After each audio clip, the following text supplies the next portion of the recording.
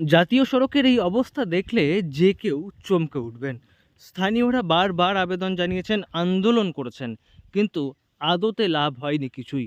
অভিযোগ, জাতীয় সড়ক কর্তৃপক্ষ বারবার আশ্বাস দেয়, কিন্তু মেরামতির নামে হয় টালবাহানা।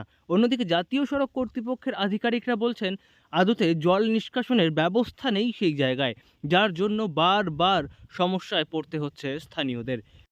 কাঁকসার রাজমাদে জাতীয় সড়কের আন্ডারপাস, সেখানেই বৃষ্টি হলে জাতীয় সড়কের আন্ডারপাস এমন ভয়াবহ রূপ ধারণ প্রসেসটা করে। ফিজিবল হয় সেটার আমাদের ইঞ্জিনিয়ারিং প্রসেসটা পুরোটাই দেখতে হবে, যাতে কিনা সামনে ডিভিসি ক্যানালে গিয়ে জলটা মেশানো যায়। সেটা যদি হয় ঠিক মতন করে, তাহলে সেটাও করে দেওয়া হয়। এটা যদি এটা যেহেতু এটা যদি কথাটা আসছে, কারণ না এটা আমাকে ওপর মহলে পেশ করতে হবে সমস্ত জিনিসটা। ওপর মহলে আমাকে না এটাকে আমাকে ফিজিবিলিটিটা দেখে ওখানে পেশ করতে হবে, এবং ওনাদেরও অনেক রকম পর্যবেক্ষণ হবে, অনেক রকম ভাবে ভিজিট হবে। না নয়, এটা প্রবলেম হয়ে রয়েছে এবং আমারও রোড খারাপ হচ্ছে, যার জন্য আমরা এটাকে তদবির করব এবং করার জন্য তার রিপোর্টও জমা দিয়ে দেবো এনএচআই তে। এনএচআই এর নিজস্ব প্রসেস আছে, সেই প্রসেসে সেই ইয়েতে ওরা অ্যাপ্রুভালটাকে আনলে পরে তখন। রাস্তার বেহাল দশার কারণে বিভিন্ন গাড়ি সমস্যায় পড়ে, কোনো গাড়ি রাস্তায় গর্তে আটকে যায়, কখনো ছোট বড় নানান দুর্ঘটনা লেগেই থাকে।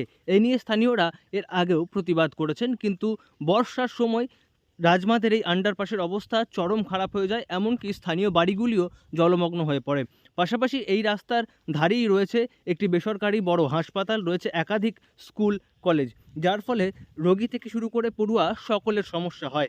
তাই দ্রুত এই ব্যস্ততম এলাকার রাস্তাটি মেরামতির দাবি উঠছে, জল নিষ্কাশনের দাবি উঠছে, আর সেই দাবি পূরণেই সাপ মুক্তির উপায় খুঁজছে জাতীয় সড়ক। হচ্ছে কি, এই যে এনএইচ কাজ করেছে এই রাজবাঁধের এখানটাতে, যে সাবওয়ে যেটা আছে, সাবওয়েতে এত বেশি জল জমেছে যে প্রচুর ঘরবাড়ি ডুবে যাচ্ছে এবং খুব মানুষ প্রচণ্ড অসুবিধার মধ্যে যাচ্ছে, এবং রাস্তার তো 12টা বেজে যাচ্ছে। সেই ব্যাপারটাতে এখানকার মানুষ যেরকম কদিন আগে আন্দোলন করেছিল এবং আমরাও ব্যাপারটা নজরে রেখেছিলাম। আমরা মাননীয় মন্ত্রী প্রতিবন্ধী মহাশয়কে বলেছিলাম, উনি তারপরে এনএইচএর কথা বলেন এই জলটাকে যাতে আর ভবিষ্যতে মানুষকে কষ্ট করতে না হয় বা এরকম ধরনের অসুবিধা করতে না হয় সেই চেষ্টা করার জন্য কোন কোন রাস্তায় কীভাবে।